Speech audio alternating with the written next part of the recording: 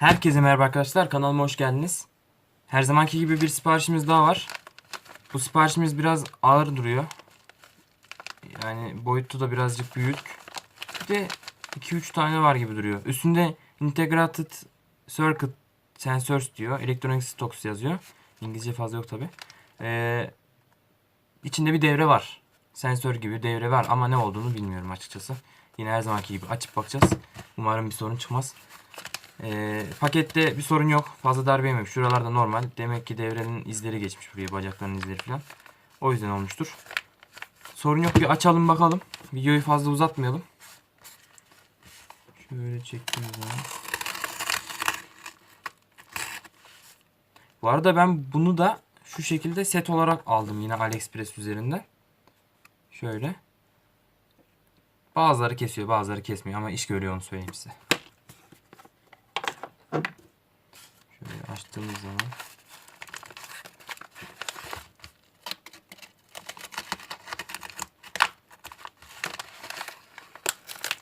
Oo, içini bayağı doldurmuşlar bunun ya.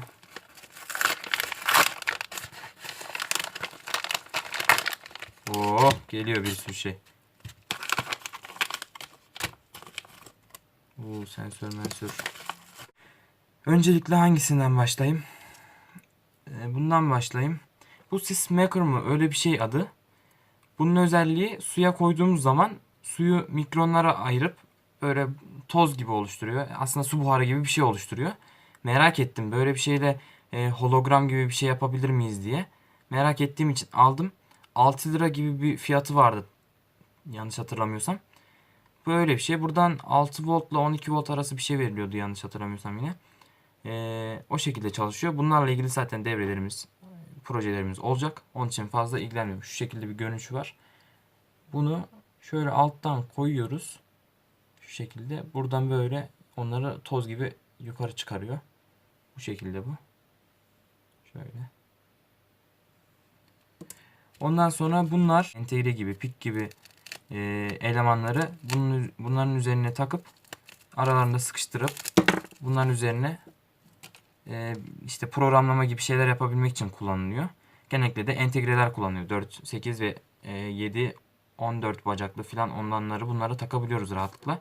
Ben bunu niye aldım? Bunu önceki videolarımda demiş olduğum gibi Arduino ile yapmış olduğum ev yapımı multimetreyi bununla entegre ölçme özellikleri de yapacağım. Mesela entegre sağlamlıklarının testini yapmaya çalışacağım. Böyle bir proje büyük bir ihtimal yoktur. Yani hiç görmedim şimdiye kadar rastlamadım ama çok zaman alıyor. Onun için uğraştım. Entegreler için bayağı uğraşacağım yani. Bunu da onun için aldım. İkili satıyordum. Normalde bir tane yetecekti bana. İkili sattığı için ben de ikili aldım. Bir sorun yok. Yani kalite falan iyi. Böyle çabucak bozulacak gibi durmuyor açıkçası. Bunda bir sorun yok. Gördüğünüz gibi bunlar bu şekilde. Aralarında koyduğunuz nesneleri sıkıştırabiliyor. Mesela buradan ne sıkıştıralım? Arkadaşlar mesela bu IC555 entegresini şu şekilde oturtturduğumuz zaman rastgele oturtturdum şu an. Şöyle sıkıştırdı gördüğünüz gibi. Bu şekilde. İsterseniz bunu alıp şuradan yukarı bırakıp aslında şu şekilde olması lazım. Şurada bacakları şu şekilde. Şu şekilde oturtturup bunu sıkıştırıyorsunuz. Bu hiçbir şekilde düşmüyor. Bunların bacakları hepsi iletken oluyor. Şunlarla iletken. Bunlar her biri bir tane teli temsil ediyor. Aslında şuradaki 4 tane tel, şuradaki 4 tane teli eşit. Bu şekilde kullanılıyor bunlar. Buna da bakmış olduk böylelikle. Bir sorun yok. Bunlar da tamam. Şunları alayım şöyle kenara. Burada bir Arduino modülü var. Bu Arduino modülünü ben çok merak ettim. Şuradan açalım. Yani çok basit bir şey. Aslında kendimiz de yapabilirdik böyle bir şey. Ama hazırını tercih ettim ben. Nasıl bir şey olduğunu da merak ettim. Bunlar toprak ve nem sensörünü ölçmek için, topraktaki nemi, ondan sonra havadaki nemi falan ölçmek için de oluyor. Genellikle çiçekleri sulama sistemlerinde Arduino'da bunu kullanıyorlar. Suyu bittiği zaman buradaki iki uç sayesinde, şuradaki iki uç sayesinde algılıyor suyu veya nemi. Algıladıktan sonra Arduino'ya kod gönderiyor. Yani bilgi gönderiyor. Eğer işte atıyorum şöyle ayarladıysak su olduğu zaman led yansın. Su olmadığı zaman led yanmasın diye ayarladığımız zaman su olduğu zaman 1 komutunu gönderiyor. Su olmadığı zaman da 0 komutunu gönderiyor. Bu şekilde led yanıp sönebiliyor. Bu şekilde çok fazla beklentim yok zaten bundan. Yani standart her yerde görülen şeyler. Bunlar da bildiğiniz iletken. Bunlar yerine tel de yapabilirdik belki. Daha hassas olduğu için bunu kullanıyorlar. Tel de olurdu. Bir şey fark etmezdi. Şu şekilde. Her zamanki gibi üstünde Çince yazılar var. Ve siyah bir şeye kullanılmış. Boya rengi kullanılmış. Şöyle. Bu da modülü. Bunu sürmeye yarayan da bu alet. Devre. Bu devre sayesinde bunu sürebiliyoruz. Bunu şu şekilde jumperları da var yanında. İyi. Jumperlarından alıp şöyle şuradaki yerine takıyoruz. Yerlerine bakmıyorum şu an. Göstermek için direkt taktım. Bunu bu şekilde bağladıktan sonra bunları da Arduino'ya bağlıyoruz. Büyük bir ihtimal dijital çıkışından kullanılıyordur bunlar. Hiç yapmadım böyle bir devre çünkü.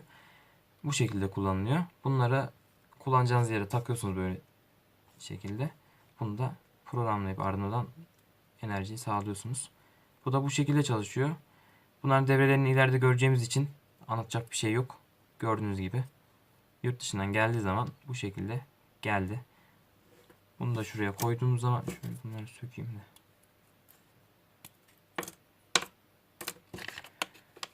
Asıl iş burada. Şunu atalım. Bunun çok güzel özelliği var. Bunu şöyle açayım. Şu şekilde. Arkadaşlar bunun üzerinde L293 entegresiydi herhalde. Evet. Bakayım bir. Evet, L293 entegresi var. Bu entegre sayesinde motor ne olduğu fark etmiyor. Ama tabii sınırları var. Mesela DC motordan 4 taneydi herhalde. 4 tane sürebilirken step motordan 2 tane sürüyor. Yanlış hatırlamıyorsam servo motor da sürebiliyoruz bununla. Bunu Arduino'ya bağlıyoruz. Buna da motorlarımızı bağlıyoruz. Motorları direkt Arduino'dan enerji veremiyoruz. Direkt kontrol edemiyoruz. Bunun sebebi amper cinslerinin çok çekmesi. Bunlar yanlış hatırlamıyorsam 1,5 ile 2 ampere kadar dayanabiliyordu. Bu şekilde çalışıyor bunlar da. Bunların devreleri olacağı için şimdilik bir şey diyemiyorum size. Şöyle konuşmaya dalıp kontrol etmeyi unuttum açıkçası. Nasıl bir şey? Şuralarda bant izleri var. Arka taraf biraz pis. İçinde neymiş o? 74H HC595N diyor. O entegrenin ortada var. L293 burada var. L293 burada var. Zaten bir tane entegre ile 2 tane motor sürülebiliyor, DC motor. 2 tane L293 kullandığı için de 2 tane motor, 4 tane motor kullanabiliyoruz, sürebiliyoruz DC olarak. Step motorda 2 tane sürüyor yanlış hatırlamıyorsam. Yönlerini falan kontrol edebiliyoruz bunlarla. Hızlarını kontrol edebiliyor muyduk onu hatırlamıyorum. Ama çoğunlukla bunu kullanacağız. Bunu ben denemek için aldım. İlk defa aldım böyle bir modül. Eğer güzelse, kullanışlıysa aynı kişiden 3-5 tane daha sipariş vereceğim. Projelerimize lazım olacak çoğunlukla çünkü robot kollarda falan çok kullanacağız bunu kesinlikle. Bunun ayrıca bir de sadece L293 ile L298D entegrelerini sipariş verdim yine. Bazı projelerde bunları kullanmaya gerek kalmıyor. Bu çok gereksiz malzemeler artmış oluyor. Sadece birisiyle de yetebiliyor bazı projelerde. Onlar da gelecek. Onları da kontrol edeceğiz siparişler gelince. Bu şekilde. Bunun üzerinde klemensler var. İşte PCB klemenslerden girişler çıkışlar var. M3, M4 demiş. M2 demiş. Şuradan enerji veriliyor. Buralardan ek olarak Arduino üzerine takabilmek için pinler koymuşlar. Bu şekilde bunu öğreneceğiz artık. Burada servo çıkışı vermiş. Servo 1, servo 2 çıkışı var. Servo motorda 2 tane kontrol ediyor demek ki. DC motor demiş. Servo 2 tane, step 2 tane, DC motor 4 tane. Burada da yazmış. Şu şekilde. Servodan 2 tane kontrol ediyormuş. Step motordan 2 tane, DC motordan da 4 tane kontrol edilebiliyormuş. Bu şekilde bu. Arkadaşlar böylelikle bir videonun daha sonuna gelmiş olduk. Elimden geldiği kadar incelemeye çalıştım. Sizlere göstermeye çalıştım. Geldiğinde nelerle karşılaştığımızı. Her zamanki gibi fazla sorun olmadı. Kalite yönünden de bir farkı yok. Buralardakilerle aynı. Şunu denemeden bilemem. Çok küçük bu. Beklediğimden küçük geldi bu arada. Şunlar beklediğim gibi. Zaten buralarda ben pek bulamadım böyle bir şey. Bunu biliyordum. Ama merak ediyorum nasıl bir şey gördüydüm. Almak istemiştim. Aldım. Umarım videomu beğenmişsinizdir. Kanalıma abone olmayı, diğer videolarımı göz atmayı unutmayın. Eğer beğendiyseniz beğenmeyi, beğenmediyseniz de beğenmemeyi unutmayın. Aşağıda yorumlar kısmından bana incelememi istediklerinizi ve sorularınızı sorabilirsiniz. İleriki zamanlarda devrelerimize geçeceğiz. Yavaş yavaş devre elemanlarını tanıyacağız. Artık 10. 11. 12. sınıfların elektrik elektronik adı altındaki konularını ve bilgisayar yazılım kodlamalarla ilgili konulara yavaş yavaş değineceğim zamanla. Tabii öncelikle AliExpress siparişlerimizi vereceğim yer olarak. Çünkü çok kişi sipariş vermek istiyor AliExpress'ten. Hatta sadece AliExpress de değil, Banggood gibi diğer eBay gibi yerlerden de sipariş vermek isteyen çok kişi var ama cesaret edemiyorlar. Onun için onlar için de video çekeceğim. Umarım videomu beğenmişsinizdir. Kendinize iyi bakın. Görüşmek üzere.